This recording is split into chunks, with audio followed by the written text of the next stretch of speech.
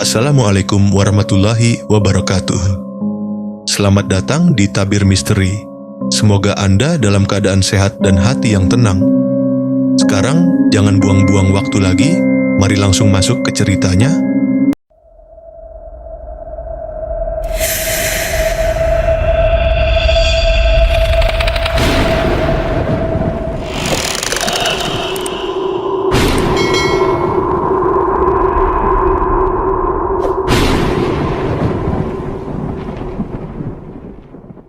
Langit sore di atas perbukitan Cikawungulai meredup, jingga cerah memudar di tengah kegelapan.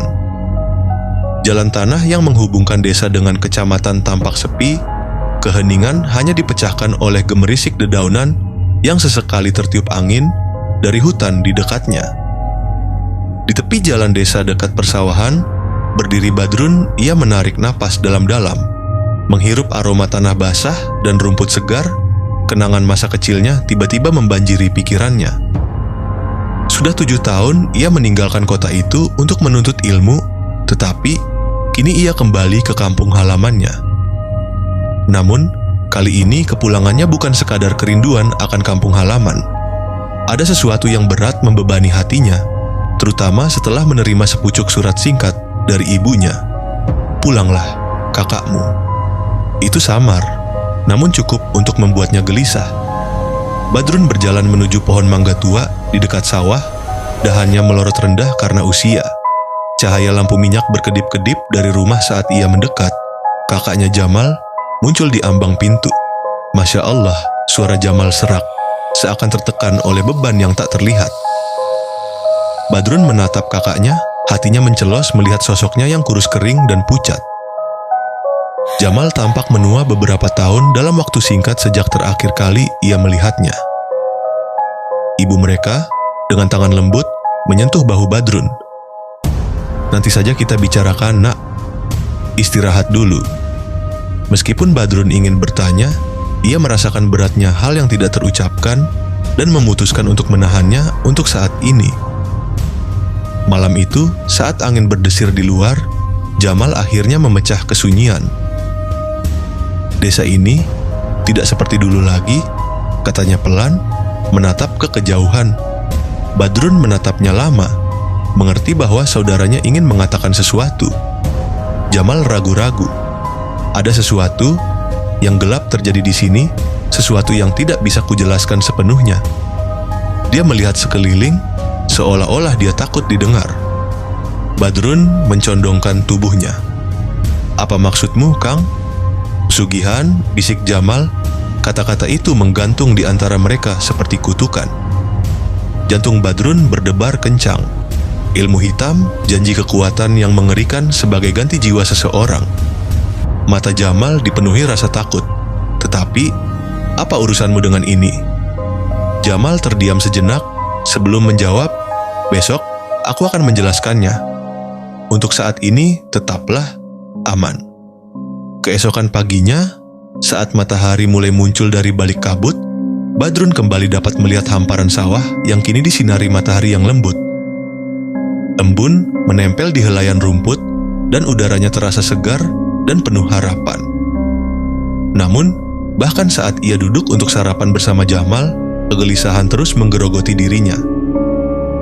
"Kau bilang ada sesuatu yang perlu kau katakan padaku, Kang." Badrun mendesak dengan lembut. Jamal yang tampak kelelahan meletakkan sendoknya sambil mendesah pelan. "Ibu benar," gumamnya. "Aku seharusnya tidak membebanimu dengan ini sekarang." Namun Badrun tahu ada yang tidak beres.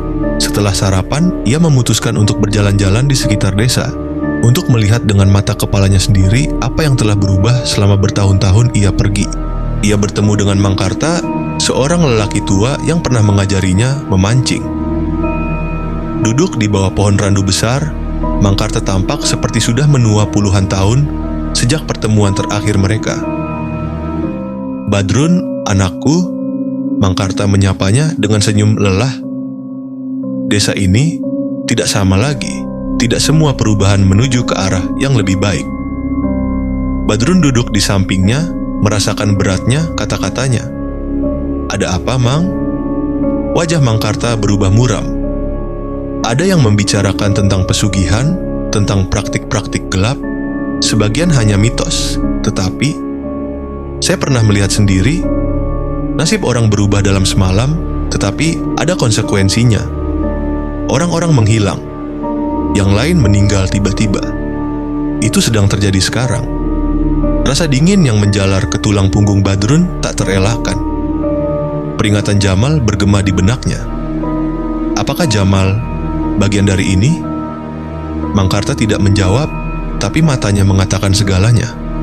Hati-hati nak, kalau mereka mengincar seseorang, mungkin sudah terlambat. Tekad Badrun semakin kuat. Kebenaran, betapapun gelapnya, harus diungkap. Sore itu, ia duduk di beranda, menunggu Jamal pulang dari ladang. Ketika Jamal akhirnya datang, kelelahan dan terdiam, Badrun tak kuasa menahan diri lagi. "Kang, katakan yang sebenarnya, apa yang terjadi di sini?" Jamal duduk di sampingnya, wajahnya pucat. "Aku telah dipilih," katanya lembut, "untuk memimpin, tapi bukan seperti yang kau pikirkan. Aku tidak memilih jalan ini." Badrun merasa merinding. "Apa maksudnya?" Suara Jamal bergetar. "Aku sudah ditandai, mereka ingin aku menjadi korban berikutnya." Keheningan berat menyelimuti mereka. Beban kata-kata itu bertahan di udara seperti asap. Keesokan harinya, setelah semalam gelisah, Badrun kembali mengunjungi Mangkarta. "Ceritakan lebih banyak tentang kekuatan gelap ini. Siapa dalangnya?"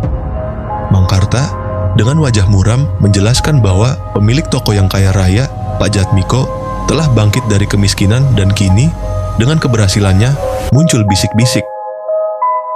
Orang-orang di sekitarnya mulai menderita. Anak-anak hilang. Kematian mendadak. "Jamal adalah target berikutnya," kata Mangkarta lirih.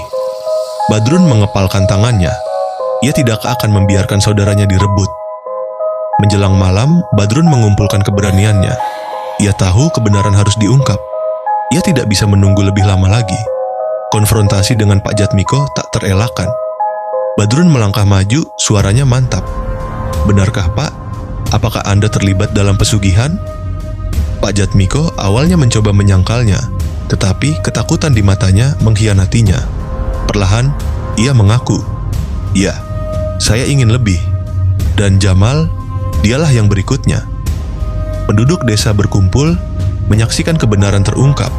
Sebagian tampak terkejut, sebagian lainnya tidak percaya. Sang kiai, seorang yang bijak dan beriman, melangkah maju.